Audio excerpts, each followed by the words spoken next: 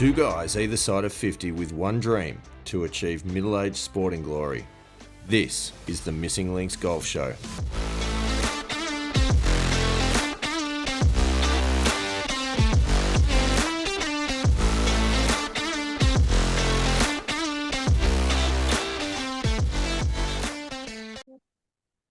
Andy Walker, welcome back. Pilgrims, here we are.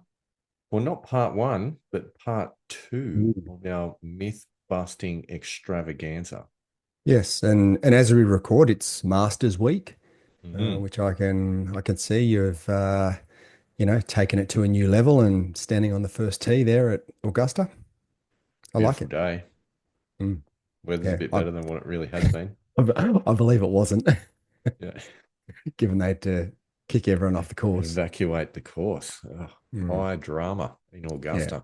I hope that's not going to happen throughout the 4 rounds, but we'll see. My sources, i.e. Sandy Wedge, who is over there at the moment covering things, tells me that the weather is supposed to be fine and sunny Nice. for all 4 rounds, albeit potentially a little bit cooler than to be expected. Bear in Okay. mind, there's not much point us talking about weather forecast because by the time this episode actually goes to air, the Masters will have been played and won. Well, will it, or will this get released sort of in the middle of the Oh, final yeah, it will round? be halfway through round 4. Yeah, Yeah, that's true. yeah. Yeah. So, Come on, Min Woo. You've got it in you. Come on. yes, love to see an Aussie get up. Yeah. Jason Day. What are your thoughts of Jason Day's chance? Oh, look, he's been playing some decent golf lately. Yeah, yeah. I think he's been a little bit hit and miss, but certainly There's I think glimpses. that there's been glimpses of his old self, and I mean Jason Day, he's been around forever, but he's only in his late 30s. Like he's still got, if he can get his body right and get his That's the big swing if. back, That's the big if. I think that he's still got time to win another one or two majors, which would be really cool. Knows his way around Augusta too. Plays well there. Yeah, had a couple of chances. Yeah. Around the time Adam Scott won his, Yep. I remember He the was up Charles there. Schwartzel, was it Yep. That was 2012? 2012, I think. 11? Yeah. 2011, maybe. 11 or 12. I know it was one of those where Charles Schwartzel like birdied the last 4 holes or something to beat. And there was three Aussies, Mark Leishman, Jason Yes. Day, and Adam Scott, Scotty. all vying for the title. And everyone in Australia was just like, we've got to get an Aussie up this year. It's got to happen. Yeah, I And know, then and it Charles just didn't Schwartzel happen. just came home like a train and Mm. did everyone. So Even 2013, from memory, I think J Day was looking more likely throughout that mm, final round until yeah, Scotty and kind made of a came couple. over the top in the last few holes. Yeah, I think J-Day made a couple of bogeys as well. I think he Yeah. bogeyed like 16 and 17. Sounds about right. Yeah, So I'll have to watch the Masters classic films just yes, to yeah, they're being whet the played this week. appetite. Mm. Yeah, it is good. It is good. But Andy Walker, could do a whole Masters episode. In fact, we might do We that could next do. week Yeah. in the fallout from this tournament. But hopefully it's an Aussie that gets to lift it. If not, then maybe our friend of the show, Ludwig Oberg, if he gets one, it'd be nice to see. I mean, we love our American pilgrims. Don't get me, we really do. Love you guys. But Yeah. it'd be nice to see representative of the internationals. I think the President's Cup side lift one. So Yeah, forget I the mean, Americans, forget the Europeans. Let's go the internationals. yeah. Look, and what I think I wrote in our little chat group that I reckon Captain America, Keegan Keegs. Bradley, he's been showing some good form of He late, and has, I just reckon he's due to just pull something out of his hat. Like it's, I wouldn't surprise me if he was there or thereabouts this week. Is he suited to Augusta? I don't know. He's had a couple of top 10 finishes. Okay. Hasn't done that well, but I think last year he sort of, maybe scraped into the low 20s or something, was about sort of tied for 22nd or third or something like that. But yeah, not I don't think he's contended, but he's had a couple of, I think he's had a couple of top tens. Can Rory do it? and finish the Rory Slam. No. Do you want to think about that? Don't get me wrong. I would love to see Rory win. I love the way Rory plays golf. I think I don't know if he deserves it. I don't know if that's the right word to Does it use, but even matter?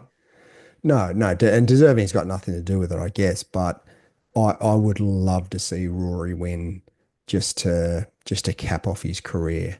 And potentially from there, could open the floodgates for another three or four. But yeah, I don't know how many demons has he got there. I don't know. It's A lot. not necessarily talking about Augusta per se, but No, just majors in general. I think Pinehurst hurt a lot. Yeah. Um, I don't know. I mean, look, it could be as we are, as we are having this conversation, not in real time, but in terms of when this podcast is released, as you say, it'll be halfway through round four. Mm. As we're having this conversation, either Rory could be out to a tournament winning lead, at which point, Yep. congratulations, Rory. Great to see. Congratulations on the career slam. Or he may have just missed another heartbreakingly short putt to Mm. capitulate in the second night of the final Mm. day. At Yep. which point, sad to see that happen for you, Rory, but come on, get yourself a Yeah. mental coach. I don't know.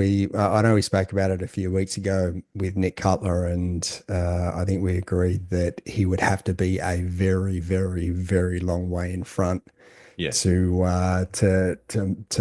sort of get the job done. But even then, I mean, you look at the back nine or Augusta. What did he have? Like a 7-shot lead. Mm. What I don't know what year that was. That was Oh, pretty that early in his was career, that 2010, was 2011 or yeah, something. that was quite a long time ago now. Um, Might have been and 11. Might have been yeah, and 11. capitulated from there, and that's a big lead. I mean, Greg Norman had a 6-shot lead with 18 to go. I mean, he was 7 with 9, and you just yeah, it's just a massive I don't know. capitulation. So I actually I struggle to see it. I think I actually think Rory's best chance isn't leading. It's actually like coming out of nowhere and just Mm, lighting it up, thinking that he's gone and it's all over. yeah, and he finishes what, one or And two it, behind the leader, and they capitulate. yeah, I actually think Mm, that's his best shot. yeah, yeah, and potentially that is true. Yeah. Um, but yeah, I don't know. I just don't have a huge amount of confidence there. No. Anyway, So who's your pick this week? Minwoo? I I really want to see Minwoo win. Don't say Scotty. You can't go the easy route and say Scotty. I'm not going to tip Scotty. I was about to say the easy option would be to tip Scotty, Yeah. and everyone does. I'm not going to do that. And to be honest with you, he's not at his best. No, no, he's not. He's been good. Mm. He's certainly not playing bad golf by any stretch, but he's not at his best. And I don't know, like, what would it be? Is it 3 in a row, or is it 3 in 4 years if he wins this year? It's Yeah, one of the it'll two. be three. It'll be three in a row. He's gone back to back. So honestly, like that's a very tall order. Mm. So I'm not going to back Scotty. Um, others that are worth mentions is Bryson. Yep. Yep. I certainly would not be forgetting about Bryson. What about Brooks Koepka? I mean, he's had a couple of decent finishes around Augusta. Do you think he's got a I chance? haven't watched a lot of Live Golf, but I don't feel like, from what I've heard, I don't feel like he's at the top of his game at the moment. Mm. But I tell you what, you wouldn't write off the likes of Xander, from even though he's coming back from injury, but from Yeah, getting he, up he there on just I don't know. He on a big just doesn't. stage. Yeah, he just doesn't seem to have really sort of done too much over, well, this year, really. I mean, he had an injury at the end of last year, which sort of makes it hard. And Yeah, yeah, it just hasn't really sort of come back. I have been calling Ludwig from pretty much Christmas time for this Mm, tournament. mm. Yep. So I'll stand by the fact I think he's a big chance. And I think if Victor Hovland makes the cut, he wins. Yeah, right. Okay.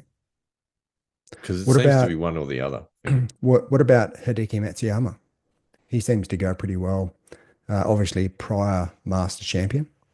Yes, and also leading amateur, I think, Mm, some yep, time ago around yep, Augusta as well. You couldn't yep, write him off. Absolutely, yeah, yeah. absolutely When couldn't he's write him off. on, like he's on. Mm, So I think he's definitely got a chance. mm. There's a And few. I yeah, I have to correct ourselves as well. Scotty, I've just looked it up. Scotty hasn't won the last 2 years. It's 2022 and 2024. John Rahm won in 2023. Yeah, so it'd be 3 and 4 years. Yeah, which was my hedge betting statement from Mm. earlier. Nice, nice hedge betting. I like it. So yeah, I mean, there's a lot of options. It's going to be a strong field. Yeah, There's a lot of possibilities. It won't be Tiger. I think it's fair to say. yeah. Given Did that you he's see not teeing it up. his tweet on the 1st of April? No. So he tweeted, can't believe I'm writing this, but huge amount of hard work. Thanks to my team around me, but I'm actually good, and I'll see you at Augusta in a couple of Oh no! weeks. How did I miss that? That'd be Yeah, sending the Twitter sphere into and meltdown. yeah, and then like 2 seconds later, under that, Yeah. April Fools. Yeah, So it was pretty cool. that is good. That is very Yeah. good. Very good. So yeah, look, I think it's really set up for a cracking tournament. I don't Mm. think we're going in necessarily seeing the dominance of Scotty in No, the last few years, and I do no. feel like the last probably, including John Rahm, actually, to be honest, like a lot of those tournaments, they've sort of almost known who's going to win before the tournament starts. I just don't Yeah. necessarily feel that way this time around. So maybe it is an opportunity for Rory. Maybe the field's a bit more open. Who's to know? Mm. Mm. But yeah, hopefully the chef can get in there and do some serious cooking. Yeah. Yeah. Hope so. Hope so. A bit of Dr. Chipinski on the 18th on day four. That'd be nice. Yes, I did hear that given and he does hold out a lot from around the green. He does. But yeah, Dr. Somebody, Chapinski, I like it. somebody call the doctor. Yeah. Yeah, it's good work. We love your work, Min. Work. Keep it up. Entertain the fans. And a bit of aim pointing over a 6-inch Six putt inch putt. the win, I think, is pure class. Yeah. So anyway, Andy Walker, before we get into the topics, we should also just share a little bit of Voice of the Pilgrims, and I think you'll enjoy this one. So this one is from Cameron from Minnesota. Nice. Yeah. G'day, Cameron. Yeah. Welcome to the pilgrimage. It's nice to have you on board. Cameron says, boys, loving the show. Always a nice start. Yeah. Thanks, mate. Flattery will get you a long way. Says, loving the show. Thoroughly enjoyed your talk of business goals and golf. Mm. However, there's a however, Andy Walker. I'm glad it wasn't a but. Yeah. He says, however, you guys are either the most curious guys on the planet or just have a limited vocabulary, because everything, according to the pair of you, is interesting. Wow, that's interesting.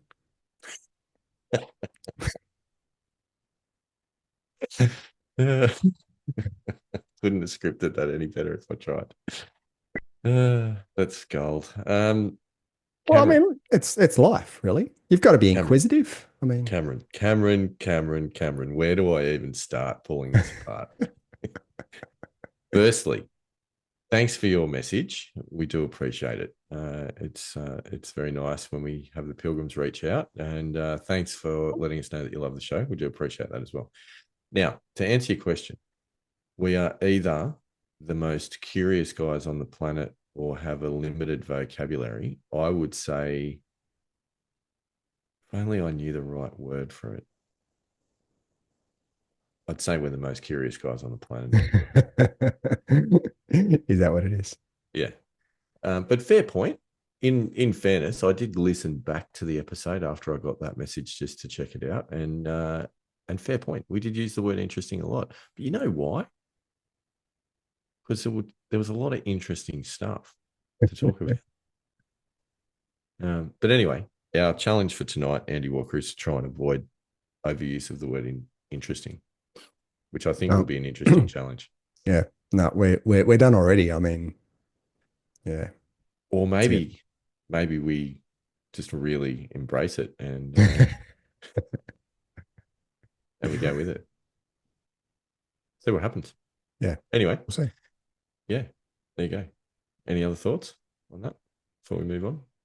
No, I think we can move on. Okay, let's move on before I make any remarks that I regret later. Yeah, exactly. So, so myth busting part two. So we went through 5 of our favorite golf myths in the last episode, and we weren't done. We had a few left, No. so we thought a part two would be in order, and here we are, back again. Where do you want to start, Andy Walker? Which one do you want to start with? There's a Well, few on the list there's still. yeah, look, there's one that is sort of a little bit of a pet hate of mine because I think it's right up there with the worst golfing advice that anyone has ever given, and that's to Ooh, keep your head down. oh, I like it. And I think very closely aligned with that is to keep your head still. I think they sort of go hand in hand because if Yeah. you're and you go back as far as and I was a huge fan of the way Curtis Strange played golf. Mm, And Curtis Strange moved a long way laterally mm. and Still obviously hit the ball okay. yes, what won 2 US Opens and was a pretty decent player in his time. So Um, can I just clarify something? yep, So you've got keep your head down. I've heard that. I've heard that said. yep. All right, you got to keep your head down. Keep your head still. I've heard that. I've also heard, and I just want to see if this is linked. When a bad shot's been played, someone saying, "Oh, you lifted your head." Yeah. Yeah, Are they we go hand in hand. okay? Yep. Cause and you look at a lot of the, or I shouldn't say a lot, but some of the modern players, and I actually do this, is that I'm not actually looking at the ball through impact. I don't actually think anyone really does. No. I mean, you do So on a putt, sure, but with a that full means you're not swing. keeping your head down. No, well, it's very difficult. If you try and lock the head in position like that, it's very difficult to still maintain a shoulder turn Mm. and, kind of complete the action of the golf swing Yep. with your head without doing an injury to yourself with the neck and the shoulders. Yep. So I Yep. agree. I think there is a fair bit of movement on this, and Mm. I think what can happen, right? Like, because it's well-meaning advice.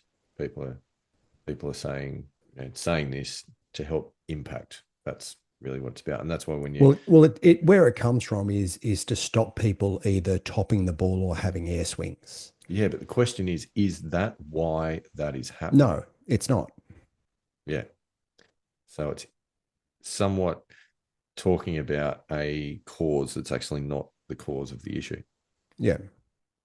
So would it be fair to say, right, like, so bad contact that can often stem from a severe early extension in the swing, that kind of losing posture and standing up. That Yeah, could be so could be that one that cause. that can be part of that. And that could However, look like you're lifting your head yeah, because you're kind yeah, of straightening absolutely. the back. However, the who I consider the greatest golfer of all time, Jack Tiger Nicklaus. Woods, No, we've had that discussion before.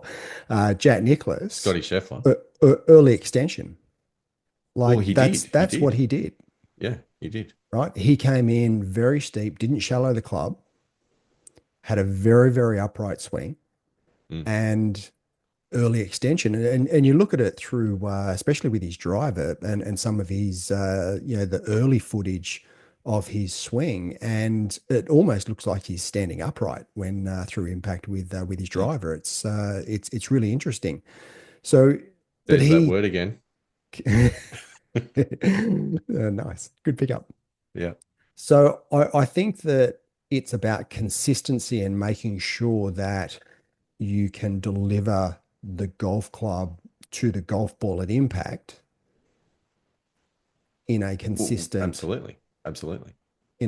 manner, and then you can work with either your shot shape or your ball flight, etc., to be able to develop your golf game around that. Now, yeah, you can make swing changes with a coach, or if you've got enough expertise on yourself, but yeah, keeping your head down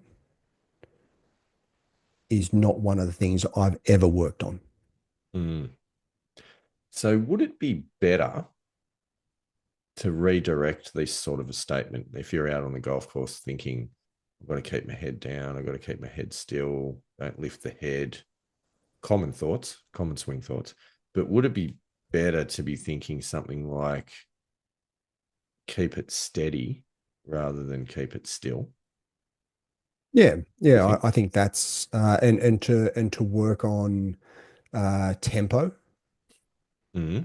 as well, and have Balance and a posture. balance and posture is a good one.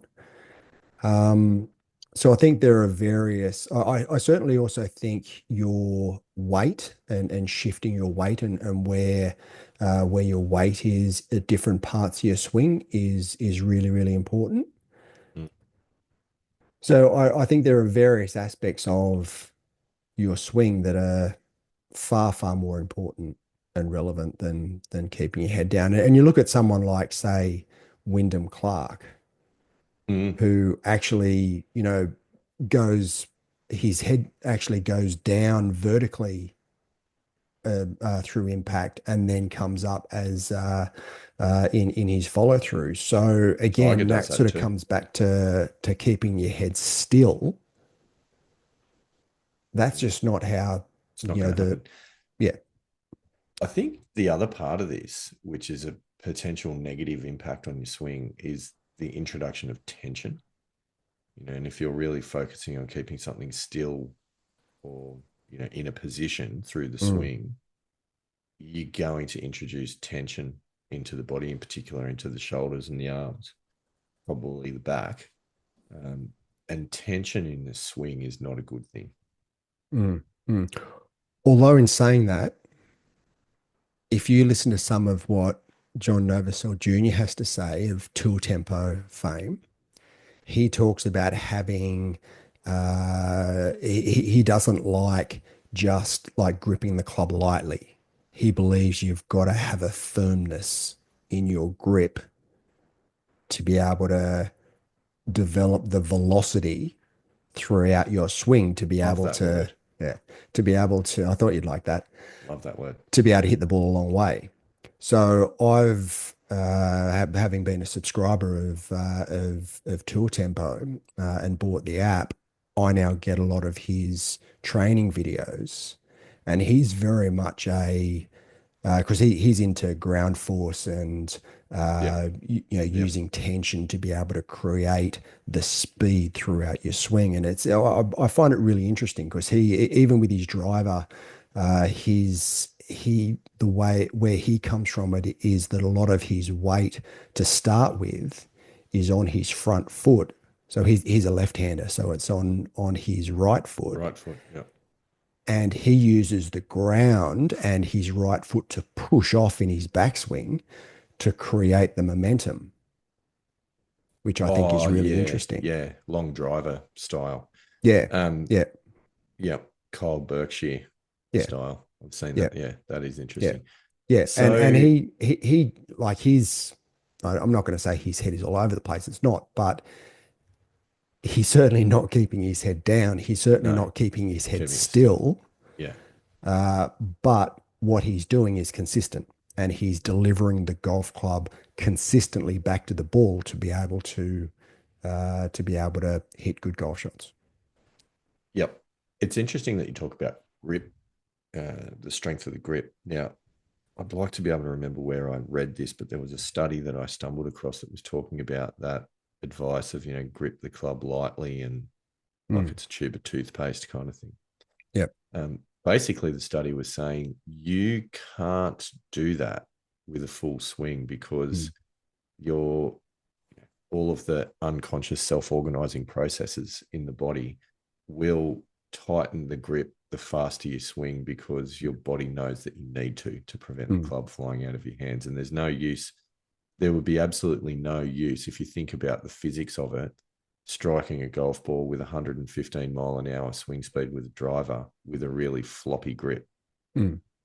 It's just Correct. not going to achieve a result. Mm. So, Yep. or a Yep. good result at least. So, One of the early videos that I watched was a video by Greg Norman, and Greg Norman, he believed in having a firm grip, but also he said the way he gripped his club is that if you held it out um horizontally, someone could grab the end of the club and still be able to pull it out of your hands.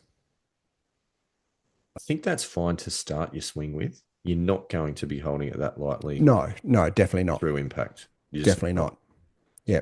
Whereas, yeah, but John Novosel Jr., he actually talks about even when you're setting up, you should still have a firmness in your grip. So again, there are different methodologies that are out there. Mm, And I think you've got to strike a balance between, because you can't have too much tension in your hands and that'll then go up through lose your feel. forearms into your shoulders. Yep. And yeah, that's not a Yep. great way to swing the golf club. So I think you need to have a firmness in your grip Mm. without being tight, but just having a sloppy I grip, I don't think that's a great way to grip the golf club either. no, no, hold it like you mean business. Mm. Anyway, we've actually moved on to a bonus myth there as well, which was good. All in the attempt to bust the myth of keep your head still, keep your head down, don't lift your head, which I feel like we've put up a good case for busted. Yeah, definitely. Busted. All right. All right. What do we got? What's our next one? Well, the next one I would like to talk about is a bit of an old favorite, one that we've had a few conversations about, Yep. and that is the myth that, and you hear this said in a few different ways, like so many of them, but for the purposes of this exercise, we'll say golf is 99% mental. All right. Okay. That's interesting. So all I need to do is stand on the first tee and Think positive like thoughts, think positive thoughts, and I'm gonna smoke it down the middle all day. Like, is and you that will is shoot that all I need seven to under do? par, Yeah. Wow. Okay. probably win the Masters. I was wondering what I was doing wrong all this time. Your mental side is not up to it, Andy Walker. It's what's Wow. been letting you down. So all the practice that I've done, all these years through the decades of beating It's golf complete. balls, It's a complete just waste of time. complete All you waste got of to time. do is get your mental game in order. You know, Yeah, golf, wow. as they say, the Okay. most important 4 inches in golf is the distance between your ears. Mm. So forget the practice fairway, forget the practice putting green, forget getting down there and practicing your chipping, your bunker play, your short game. Just think better Yeah. because golf is 99% mental. Yeah. Okay. I don't even think we need to debate this. That is just busted. I think it was, So, and I think it came up maybe a year or so ago, when Bernard Langer is yes, the one yes, who sort of said there is no way that golf is 99% mental, because you take a 30 handicapper and yeah, me, yeah. and We'd they beat can him every be day. as good as what they want to at their mental game, but there is no chance, zero Yep, chance that yep, they're going to beat me. yep. So yeah, and look, I think where that comes from is two golfers of equal ability, or equal skill level, I should say, not ability, equal skill level. If you've got a better mental approach, that's going to give you a huge advantage, and over the other bloke. But yeah, I think that there's a fair bit of practice and physical Yeah, skill that yeah. comes into it. It's a physical game that requires physically hitting a ball in a particular direction. There needs to be Yeah, physical skills involved. I think all that you said is true. What I find fascinating is that it's about getting the best out of yourself, yep, right? So you have a certain amount of potential, who knows? Maybe that's unlimited, but let's just say there's a physical skill set. You've got the ability to hit certain shots. If you bring a very good mental game to the course, you will perform better than if you bring a poor mental game. So that Yep. comparison that you're talking about of two similarly skilled golfers, well, we talk about the one individual and their good days and their bad days. The mental game definitely makes a difference. We had a great conversation with John Sherman on the show talking about his approach to golf and setting out, appropriate expectations and having acceptance and awareness of what's going on around, all the foundations of a strong mental game. Mm. Mm. That absolutely helps get the best out of you. Yep. But that probably means that that's squeezing another 5 to 10% of the juice out of the lemon. It's not 99% No, of the no. game. And look, where I think it really comes into its own, when we talk about the mental game, is when you get into the high performance side of Mm-hmm. golf. And I think that's the same as any sport. Uh, the better you get, the more important your mental game and your mental skills are.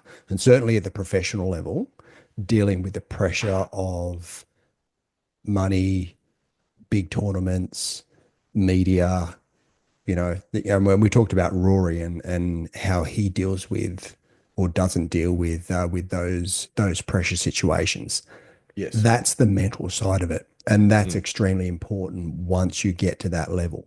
mm, However, I think to be able to improve from, say, an 18 handicapper to a 10 handicapper, yes, you've got to work on your mental skills, but I don't think it's 99% of the work that you've got to do. Well, by definition, it can't be No. because of the complexity of skills that you've got to perform around golf. However, I guess what we're saying here is it's very, very important, should not be overlooked. No, and absolutely. and it Yeah. and it can be a how might you describe it, like an amplifier of your skill set if you can get it right. It can be a tiebreaker potentially in some of those tough situations. But is it 99%? No. Yeah. Look, and I think a lot of that as well, and certainly when you're out there in the, in a competition, if you're playing someone in match play, your ability to develop grit, and we've talked about Mm, grit before, I mm, think that's a huge component of the mental side. mm. Is yeah, just having that ability to dig in. You know that in 18 holes things aren't always going to go your way. There's going to be a period where momentum shifts, and to be able to, you know, hunker down and show some grit. That's really where your mental skills come to the fore. That is true. That is true. So I don't know. How do you feel on this one, Andy Walker? Yeah, I don't think there's much Substantiated doubt. or Yeah, or yeah, busted? yeah. No, I think it's 100% busted that 99% mental game is not true. So 99% of the game is mental, is 100% busted Yeah, 50% of the time. something like that. Excellent. All right. So what's next? What's Look, next? that What do you got? there, What do you there's got? there's one that we've again we've talked about this before, and that's the more you practice, Oh, the better you get. yeah. That's a good Yeah, one. practice makes perfect. What do you think of that quote? What do I think of that quote? Yeah, I don't like it. because and I have to admit I was You were guilty of that this, weren't you? that well no that quote I was sort of fed that quote many times Oh, we both were growing growing up. up. It Absolutely. it was of the time. It was that quote. Yep. Get in there, practice makes perfect. Yeah. Practice makes perfect. Work hard enough, you'll get it. And you know what? No, I subscribe to the alternate quote, which is practice makes permanent. Yes. And absolutely, I think in the golf swing, this is relevant that you will groove something in the more you do it. And if that's a good thing, then it makes perfect, sure. But if it's the wrong move that you're grooving in, and you're making permanent a bad move in your swing that will be very, very difficult to alter, change, or get rid of down the track, then that can be Yeah. very destructive. Mm. And the other thing as well, as human beings, do you think we can ever achieve perfection? That is a very fascinating angle that you've taken on it. That one's for you, Cameron.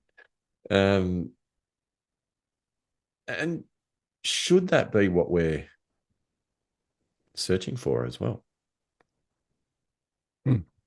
Yeah, it's an interesting question because there's two parts of that. And when I was having a think about what we were going to say this evening, I know what we've talked about previously, but we've never actually asked that question. Is perfection what we're What striving for? what do you even mean by perfection? I mean, if we're talking about golf, right? Like, are you talking about having the classic perfect golf swing, or are you Yeah. talking about Well, scoring an 18 for 18 holes? well, I would say both. If what one can't go without the other.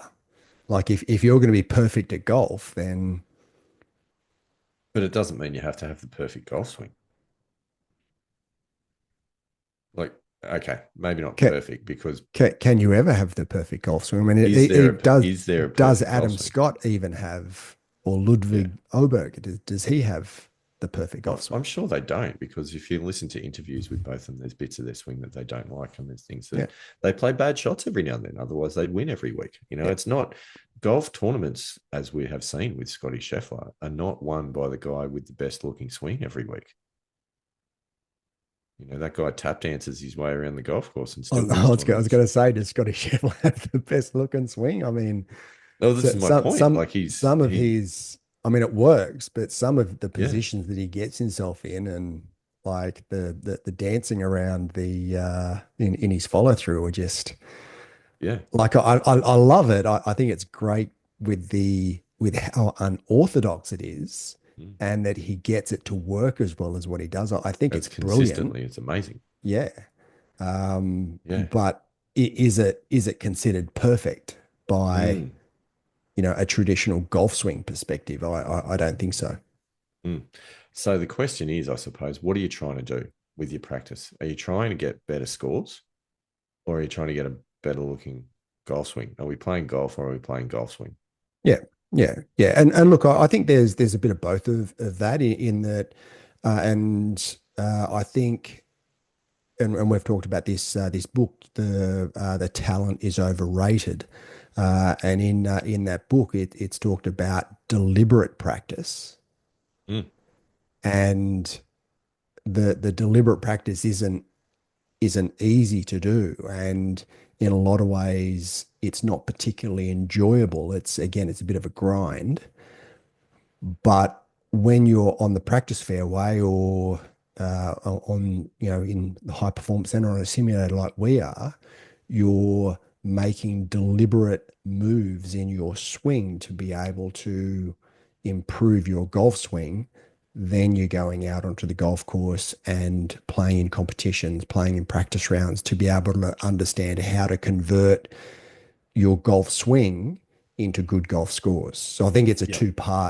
a two-part process. You've got to build the skill base uh, in that deliberate practice forum of whether it be practice range, or practice putting green, practice chipping Mm. green. Yep. And then you've got to take those skills that you've developed in that environment with deliberate practice and apply those on the golf course. Firstly, in practice rounds, again, with deliberate practice, and then in tournament golf or competition golf, in order to test your skill base under pressure. I 100% agree. And I think when we're breaking down the concept of deliberate practice, because we do talk about it a bit and it's good to explain it. So the first thing that we need to figure out when we're doing this is exactly what is the specific issue, what is the outcome, and what is the thing that I'm working on. All right. Because the concept on the other end of the spectrum of practice makes perfect, of just going out and practicing and working for hours and hours and hours, and you're going to get better. Mm. If you're doing the wrong thing and you're graining it in, as we talked before, the human body can be you can learn things by rote, by repetition, very effectively, and you can get really, really good at doing the wrong thing and become Yeah. very effective at making the wrong moves. Yeah. So the whole concept with deliberate practice is we're identifying that specific goal that we're trying to achieve and trying to fix. Doing high quality work that's going to specifically deal with that, and also then having a feedback loop so that you know that you're either doing it right or doing it wrong and can make adjustments as you go. And then you also, I think, probably want to add a bit in there where you're challenging yourself a little bit and getting out of the comfort zone and putting yourself under pressure. So whether that's a thing of going, all right, I've got to do this 5 times in a row. If I muck it up, then I've got to start again, like you do with the putting drill when you're doing the 3 foot, 6 foot. Mm. Yep. Some of those sorts of things as well, to really not just work on going, all right, I can do it in my comfort zone when there's nothing on the line, but I've also got to perform this skill when I'm feeling tense and under pressure. I think they're all elements that are really important. Yep. Yep. Yeah. And I think back to when I was playing and practicing a significant amount more than what I am at the moment. And Greg Norman was an idol of mine, and I remember him talking about him hitting 300 balls a day. So I was like, oh well, if Greg Norman did that, I've got to go and do that. So I used Yeah. to go out and hit 300 balls a day, but it wasn't very deliberate. I just used to get onto the range and hit balls. And to be honest with you, well, not probably, I wasn't grooving the right skill set. I did have a coach, but I didn't see my coach enough to be able to develop my swing in the way that it need to, Yeah. which means that now I'm adjusting my swing and making swing changes that I probably should have been making back then and been more deliberate with And it's so back much then. harder. But I will, when I go out to the high performance center, I'll probably hit 15 to 20 balls, but it takes me a fair bit of time to be able to hit those 15 or 20 balls. Whereas, in that space, so it probably takes me somewhere between, maybe 45 minutes, thereabouts 40 to 45 minutes to be able to hit 15 to 20 balls because I'm making deliberate moves Mm. with my practice swings. Whereas in 40 to 45 minutes, I was hitting 60, 70, 80 balls. I remember when I was in my 20s practicing. Yeah. Yeah, absolutely. And doing them, don't just rake and hit on the range, but actually having a bit of a plan for your practice as well is a very good one. All right. I feel like this is pretty comprehensive, Yeah. Andy Walker. Yep. Happy to Busted. get the big red stamp out and busted. Yeah. Right. So, All right. What have we got next? well, another one I want to run by you is a statement that I know that I have heard, but I've probably heard it slightly differently to how you've heard it.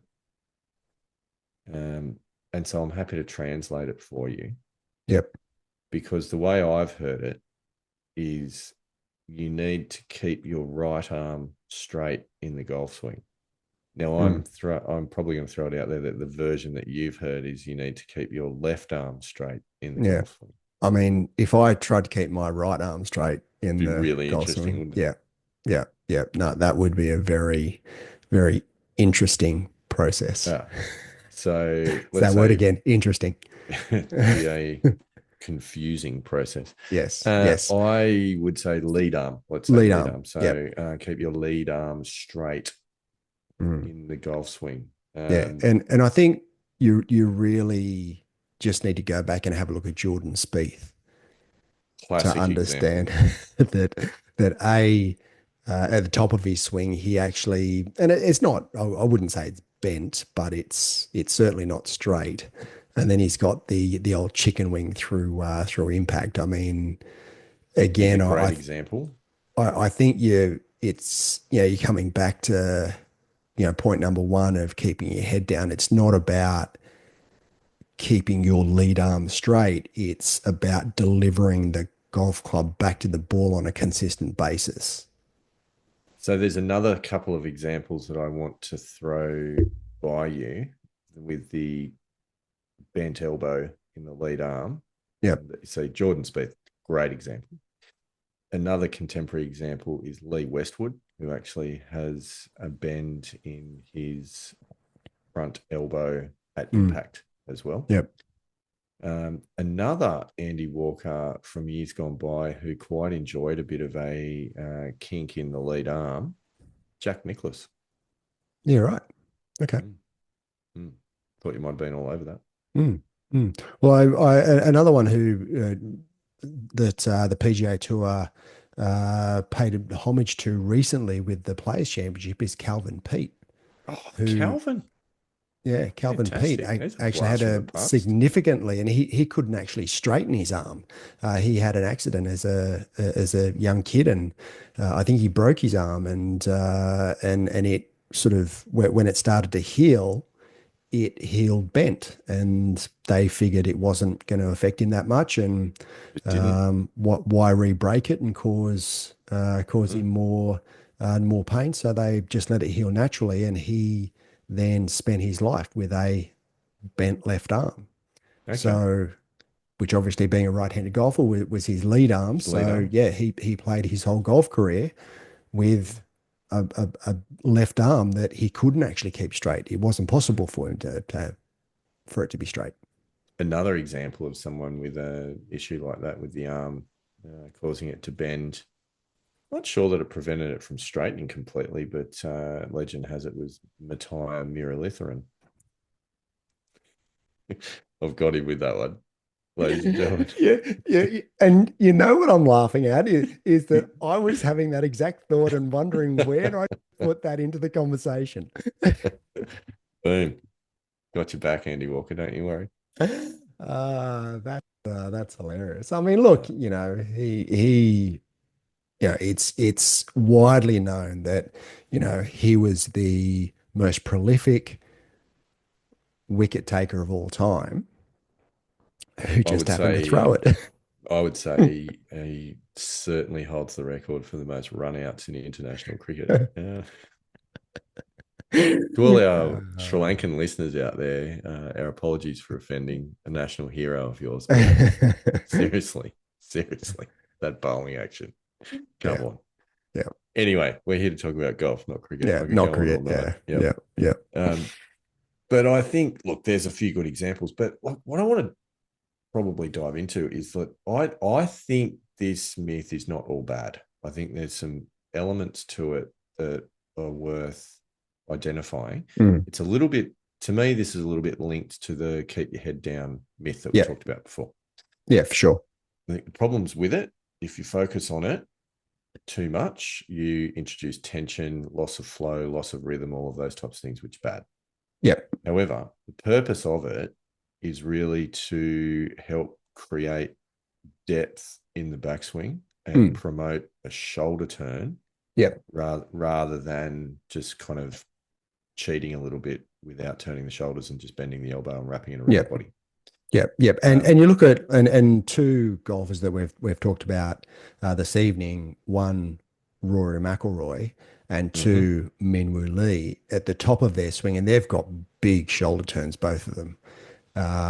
Their left arm is like straight as, like it's True. yeah, yeah. And that potentially, I mean, both of them have got significant length, so potentially the wide arc, the just creating that momentum through having a very big wide arc and shoulder turn.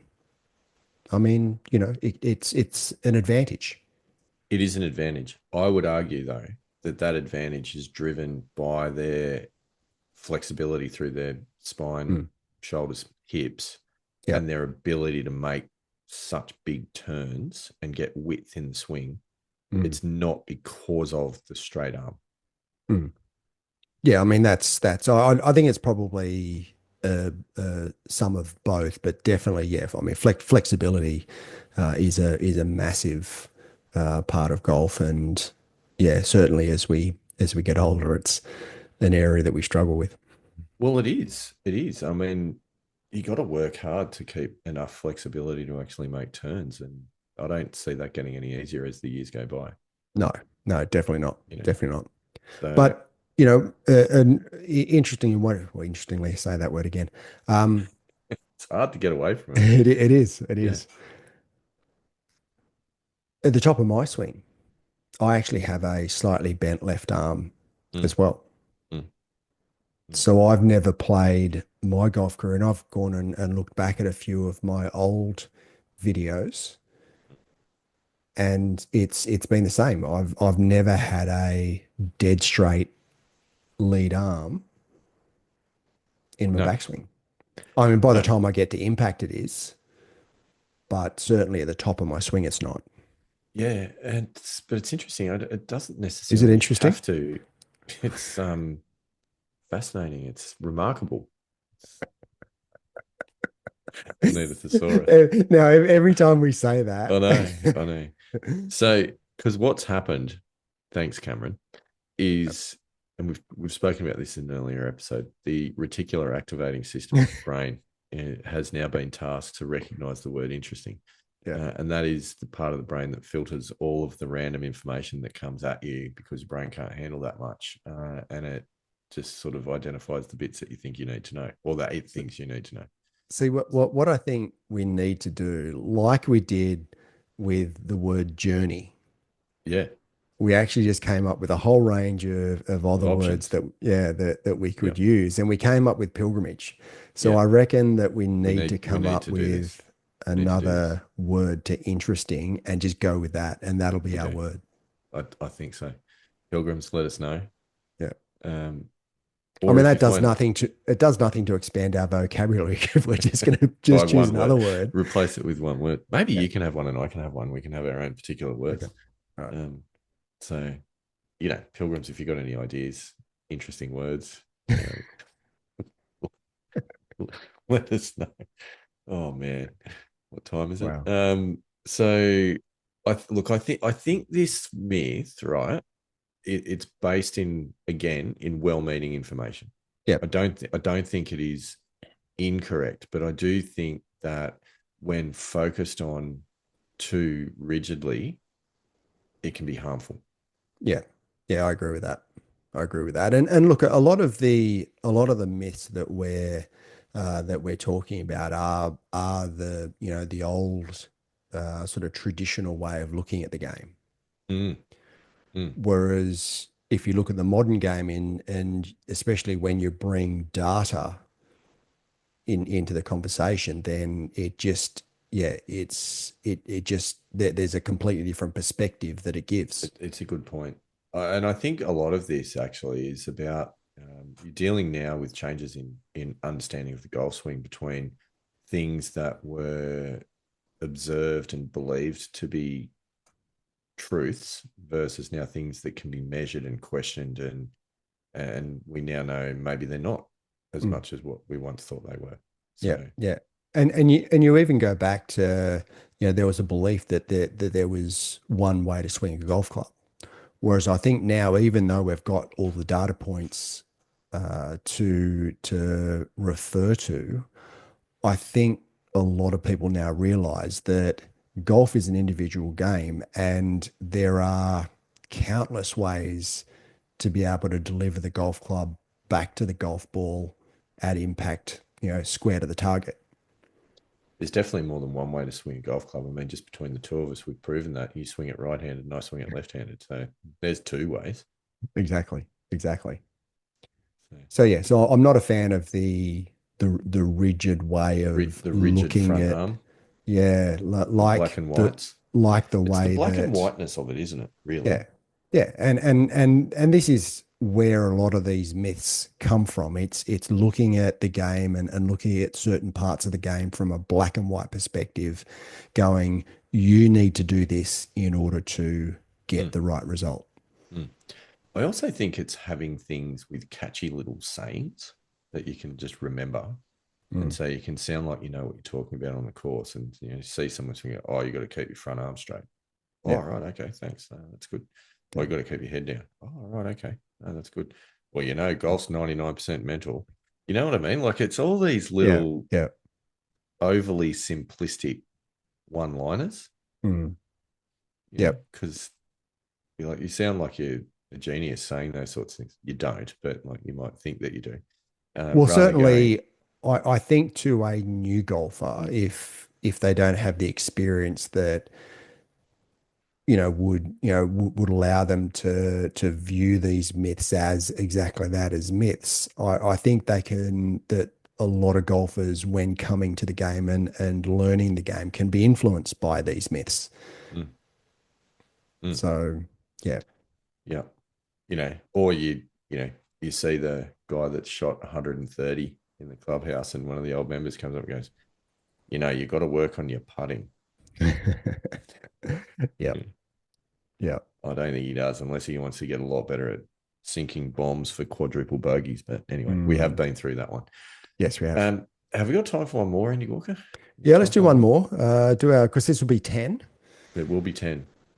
So Ten's a the good the ten's a last good number. one, the last one I want to bust is the old feel equals real. Oh, does it though? And you hear this a lot, where people go, oh yeah, I feel this in my golf swing, so it must mean that I'm doing that. Mm, And I think you really just go and video yourself. and 100%. and that will bust that myth completely, Yeah. because and I've got to come back, and what's given me a huge amount of confidence and just a completely different perspective is the Golf Swing Replay app.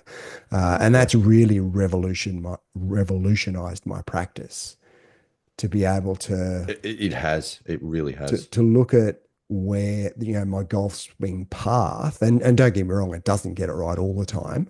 Yeah. In fact, It's pretty good though. yeah, it does. There are a couple of times I look at it and go, yeah, I don't think that was my club head path. Yeah. But then you just delete it and you go on to the next one, and it usually works pretty good. It's pretty Yeah. close. Yeah. But that has revolutionized the way I practice. And what I was doing prior to the Golf Swing Replay app is completely different to what I'm doing now. And I feel as though when I look at my golf swing and look at, replays of my golf swing, it just looks so much better than Mm. the positions I was getting myself into, say, 12 months ago. I absolutely agree. And I think there is no substitute for some video of your own swing, uh, but also probably making sure that you're talking to someone who can unpack it properly and understand what you're looking at. So a Mm, good coach mm, or someone with, yeah. probably not the 18 handicapper up at the local club, but someone that knows what they're talking about. I think it's really useful. But if you think you've got a certain thing going on, finding feedback sources is really valuable. Mm. Um, the Golf Swing Replay app, I think we stumbled on that. It's amazing. I also had a little play around earlier this evening, Andy Walker, with a Hack Motion device. Oh, right. Okay. Yeah, I have read a little bit about the Hack Motion, and I've found them to be very fascinating. Yes, they are. They certainly draw the curiosity out of one. Yes, That is for they do. sure. They do. Uh, so anyway, I had always suspected that I potentially cupped my lead wrist a little bit, Okay. Yep. Yep. right, which would lead to opening the club face Yes. and Mm. other issues. I'd suspected that. So the Hack Motion device, for those of you that haven't seen it, Google it, check it out. It's interesting. It's interesting. Far out. It's useful. It goes on your lead wrist. It kind of you wear it as a bit of a bracelet around the Mm. lower part of the forearm, Yep. and it has one sensor on your forearm, and then it's got a little cable with another sensor that clips on the Velcro of your glove on your lead hand, and so it can take all of these readings with your wrist movements of how much you're, you know, flexing or extending or rotating and various movements in your wrist. But it also takes a lot of other movements about the club path and some of those sorts of things. So anyway, I thought that I was cupping a little bit. What it showed is that I wasn't. I was actually in a good spot wrist wise, neutral at the top of the backswing. Okay. What it was saying I was doing was actually, in fact, the opposite of my feel at impact. I had too much um, flex, so Like the, bowing of the wrist. yeah, so rather than the knuckles coming back towards the forearm, actually the other way, so the palm of the hand coming towards the inside the forearm. I'm trying Yep. to describe it with words here. You see the likes of Dustin Johnson and Colin Morikawa and that sort of thing with a heavily bowed wrist at the top, that sort of thing, but at impact, not Yep. at the top. I don't yet really know what that means, but what is interesting about it, what is fascinating about it, what is curious about it Yeah. is that Is it's it captivating? what's you've got the Yeah. thesaurus open, haven't Could be thought provoking. you? Yeah, it is. It's Intriguing. intriguing. It is Yeah, intriguing. That's what intriguing. it is. Yeah. Is It that it it's the it could opposite. be, here's a good one. It could be unput downable. It's not a book. Um, it's the opposite of Entrancing? what I was feeling. Enthralling. It was enthralling. No, Is it it was engaging? intriguing. It was more intriguing. It was. I think Intriguing. that's the Okay. word for this one Yeah. because it's Okay. creating some thought and Beguiling? making me wonder. Stop beguiling. Stop it. It's the opposite to the feel. Is Right. the point that I'm driving at. Yeah. So, uh, and I would also put it to almost every pilgrim listening to this show that you've got an inside takeaway, Yeah. even when you Yeah. don't think you do.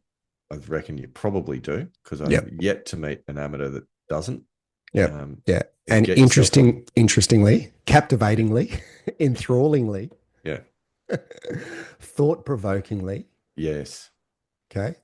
Get yourself on That's video and check one it of out. the things that the Golf Swing Replay app identified with my swing, and it's Yep. been one of those key Yep. metrics that I've been working on to make sure that I'm not coming on, in on the inside, because as soon as come too far on the inside, you cramp yourself up and then it's over the top you go. So if you're looking for what's not a myth out of this list, having an inside takeaway can lead to many other problems in your swing. Mm. Not a myth. No, no.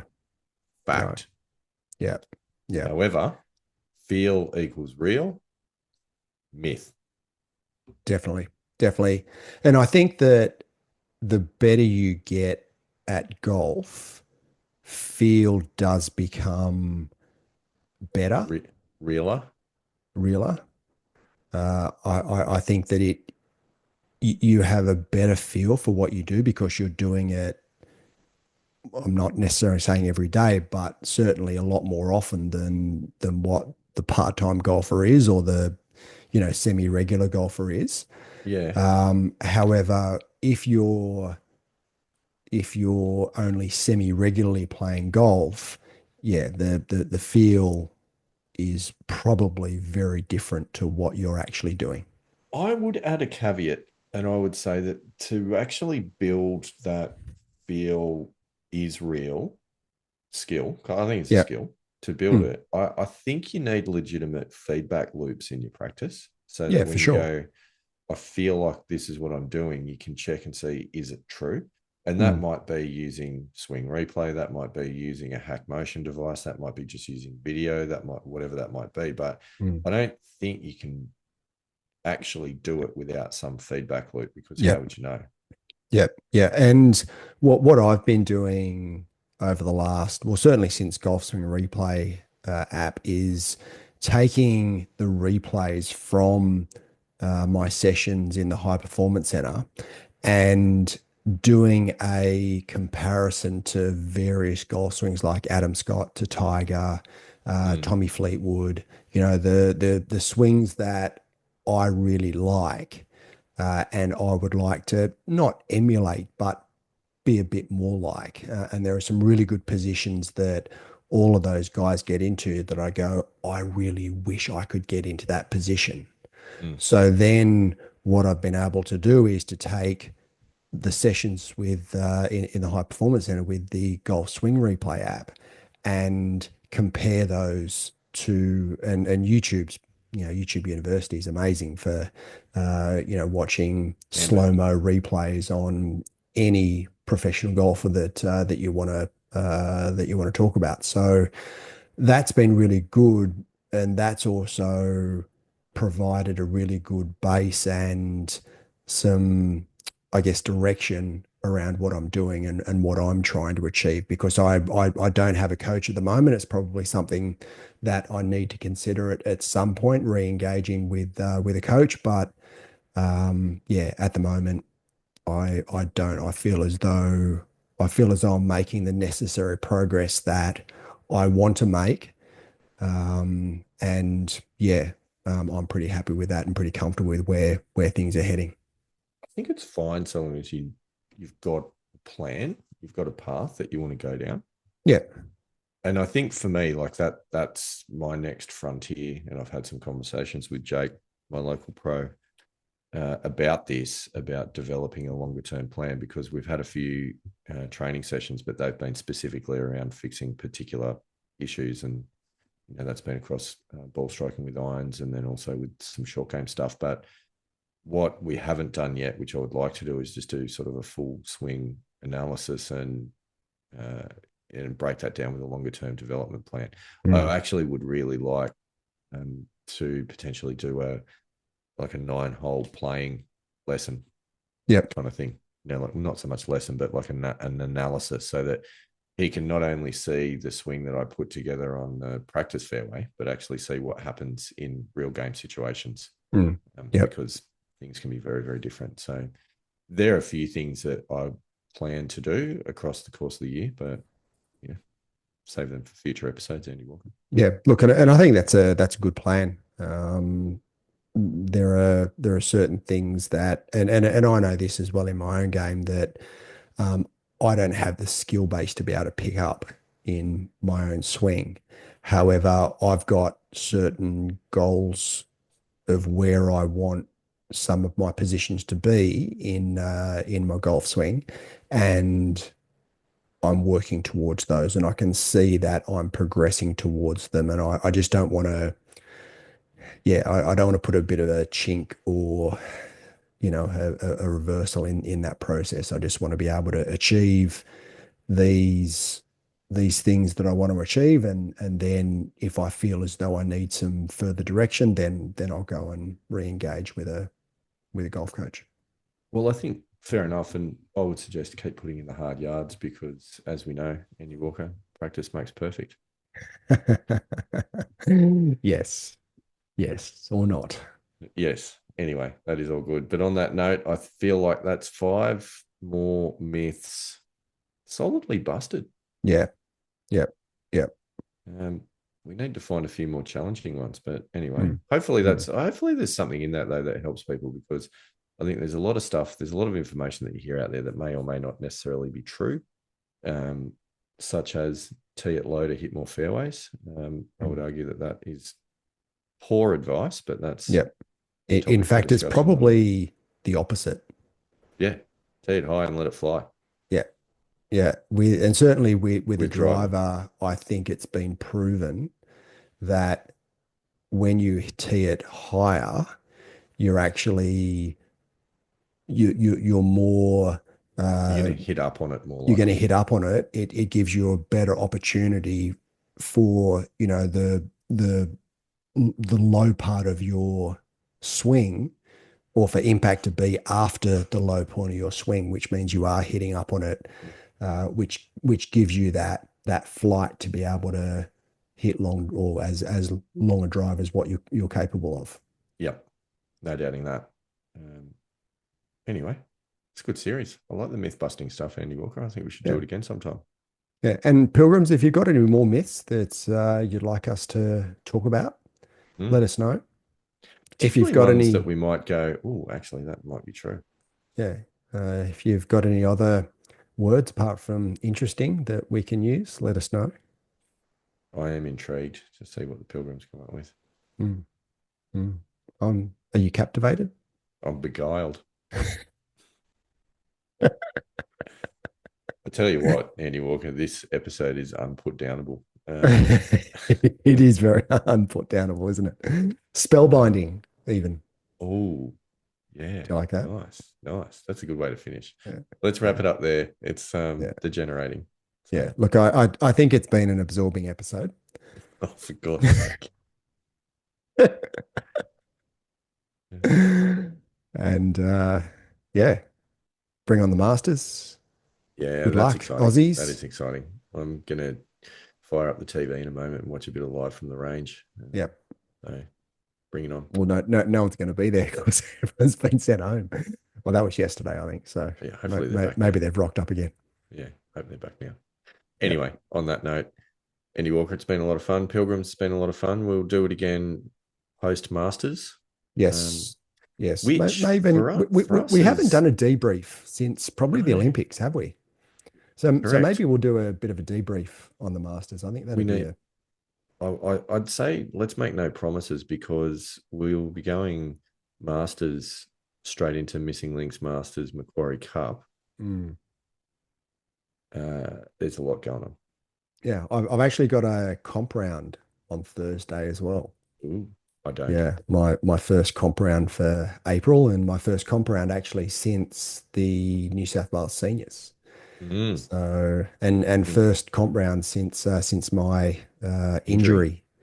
So mind you, it's not 100%. So So you might not play on Thursday. well, I will, but then I might not play in the Macquarie Cup. You heard it here No, first, Pilgrims. I'll play in the You'll Macquarie tough it Cup. out. Yeah, I'll tough it out. Or maybe. If I could play in the New South Wales Senior Amateur when it was pretty bad, I'm pretty confident that I'll be able to still play.